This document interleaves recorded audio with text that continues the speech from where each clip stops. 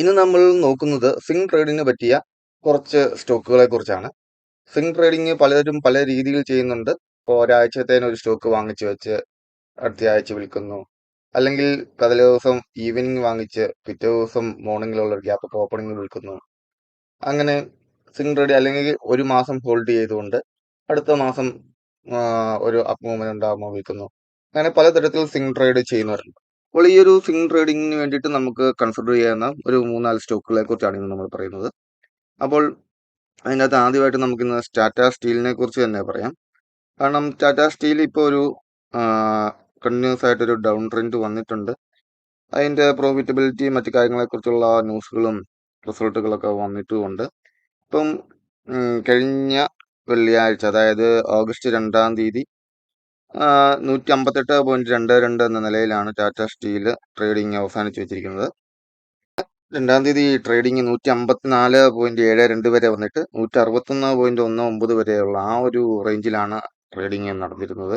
61 open ചെയ്ത് അവിടുന്ന് ഒരു ഡൗൺ ട്രെൻഡ് 154 ഒരു ഡൗൺ ട്രെൻഡാണ് ട്രേഡിംഗ് കഴിഞ്ഞ ദിവസം നടന്നത്. 158 വന്നിട്ട് ക്ലോസ് ചെയ്തിട്ടുണ്ട്.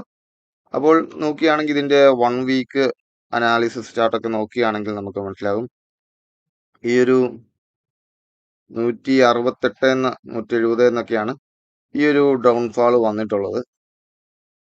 163 ലെവലൊക്കെയാണ്. 1 വീക്ക് നോക്കുകയാണെങ്കിൽ ഒരു 6 രൂപ തന്നെ വ്യത്യാസം വന്നിട്ടുണ്ട്. ആ ഒരാഴ്ചത്തെ അപ്പർ എന്ന് പറയുന്നത് 167 168 രൂപയാണ്. 168.5 ഒക്കെയാണ് വന്നിട്ടുള്ളത്. അവിടെ നോക്കുകയാണെങ്കിൽ ഒരു 10 രൂപയൊക്കെ താന്നാണ് ഇപ്പം നിലനിൽക്കുന്നത്. 1 മന്തിലെ ചാർട്ട് നോക്കുകയാണെങ്കിലും ഒരു 16 രൂപയോളം താന്നാണ് ഇപ്പോൾ ഈ ഒരു സ്റ്റോക്ക് ട്രേഡ് ചെയ്യുന്നത്. അപ്പോൾ സ്വിംഗ് ട്രേഡിന് വേണ്ടിയിട്ട് അത്യാവശ്യം പരിഗണിക്കാവുന്ന അല്ലെങ്കിൽ ഒരു നല്ലൊരു ഫ്യൂച്ചർ ഉള്ള ഒരു കമ്പനി കൂടെ തന്നെയാണ് ഈ ടാറ്റ സ്റ്റീൽ.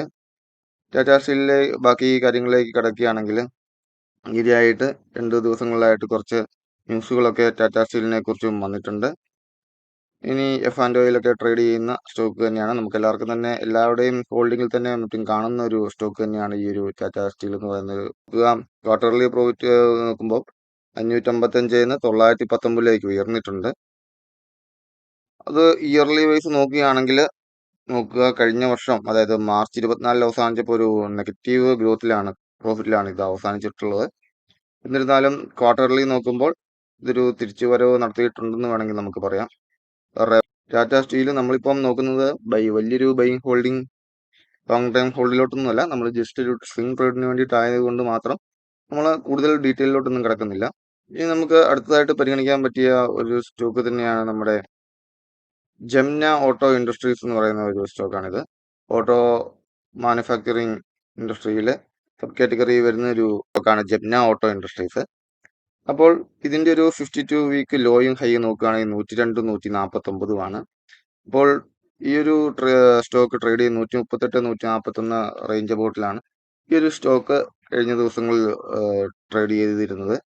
അപ്പോൾ ഇതിന്റെ ഒരു 1 വീക്ക് ആവറേജ് നോക്കുകയാണെങ്കിലും നോക്കുക ഒരു 1.5 രൂപയോളം അപ്പ് മൂവ്മെന്റ് കാണിക്കുന്നുണ്ട്. എന്നിട്ട് തന്നെ ഇതിന്റെ ലോ വെച്ച് നോക്കുകയാണെങ്കിൽ 137 138 വന്നിട്ടുള്ളത്. അവിടുന്ന് ഒരു 148 വരെ വന്നിട്ടുണ്ട്. ഒരു 8 രൂപയോളം അല്ലെങ്കിൽ 10 രൂപയോളം തന്നെ അപ്പ് മൂവ്മെന്റ് വന്നിട്ടുണ്ട്. 1 വീക്ക് നോക്കുമ്പോൾ ആവറേജിക്കലി 1 രൂപ 46 പൈസയെ വന്നിട്ടുള്ളൂ. എങ്കിലും അത്യാവശ്യം ഒരു 10 രൂപയുടെ ഒരു ട്രേഡിംഗ് റേഞ്ച് നൽകിയിട്ടുള്ള ഒരു സ്റ്റോക്ക് തന്നെയാണിത്.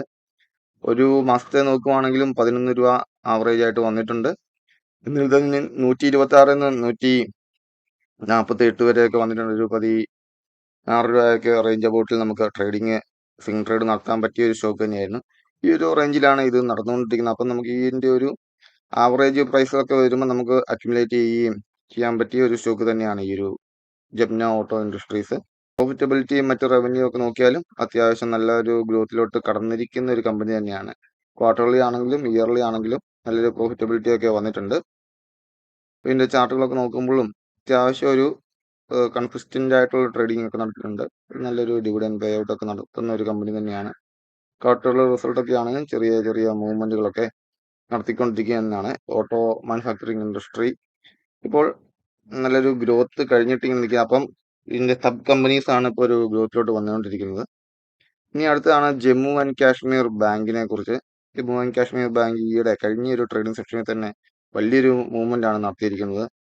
ഇതിൻ്റെ അപ്പ് മൂവ്മെൻറ്റും 52 വീക്ക് ലോയും ഹൈയും നോക്കുകയാണെങ്കിൽ തന്നെ ഇരട്ടിയായിട്ടുള്ള ഒരു സ്റ്റോക്ക് തന്നെയാണ്. എന്നിരുന്നാലും ഈ ഒരു റേഞ്ചിൽ ഇത് വാങ്ങണമെന്നില്ല. നമ്മുടെ ഒരു ആവറേജ് ലെവലിലോട്ട് വരുമ്പോൾ നമുക്കിതൊന്ന് സ്വിംഗ് ട്രേഡിങ്ങിന് വേണ്ടി പരിഗണിക്കാൻ പറ്റിയ ഒരു സ്റ്റോക്ക് തന്നെയാണിത്. ജമ്മു ആൻഡ് കാശ്മീർ ബാങ്ക് ഈ അടുത്ത ട്രേഡിംഗ് സെഷനിൽ നല്ലൊരു ന്യൂസൊക്കെ വന്നിരിക്കുന്ന ഒരു കമ്പനിയാണ് ജമ്മു ആൻഡ് കാശ്മീർ ബാങ്ക്. അപ്പോൾ അതിൻ്റെ നെറ്റ് പ്രോഫിറ്റ് റൈസ് ചെയ്തിട്ടുണ്ട്. 26% ജൂണിൽ റൈസ് ചെയ്തിട്ടുണ്ട്.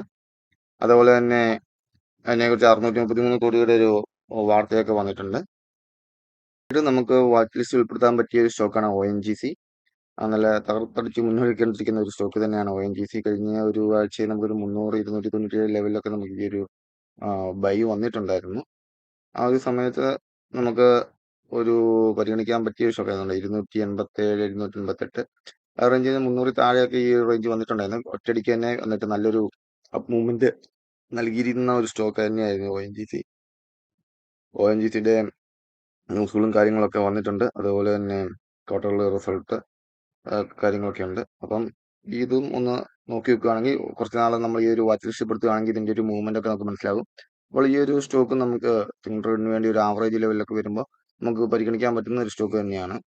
ഒരു 300 ലെവലിലോട്ടൊക്കെ വീണ്ടും വന്നാൽ പോലും നമുക്ക് നല്ലൊരു ബൈയിങ് ഓപ്പർച്യൂണിറ്റി ആയിട്ട് സ്വിംഗ് ട്രേഡിന് വേണ്ടി നമുക്ക് കരുതാം. ഓക്കെ, അപ്പം ഇത്രയും ഒരു 4 കാര്യങ്ങളെ കുറിച്ചാണ്. Tata steel, ONGC, Jammu and Kashmir bank, Jamna auto industries, ഇതിനെക്കുറിച്ചൊക്കെയുള്ള ഒരു വാച്ച് ലിസ്റ്റ് നമുക്ക് തയ്യാറാക്കാം. എന്നിട്ട് അതിൻ്റെ ഒരു മൂവ്മെന്റുകളൊക്കെ 1-2 ആഴ്ച ഒന്ന് സ്റ്റഡി ചെയ്യാം. എന്നിട്ട് നമുക്ക് ഇതിനകത്ത് വേണമെങ്കിൽ ഒരു ഇൻട്രേഡിനുള്ള ഒരു മൂവ്മെന്റ് ഒക്കെ നമുക്ക് എക്സ്പെക്ട് ചെയ്തുകൊണ്ട് നീങ്ങുകയും ചെയ്യാം. Okay, thank you.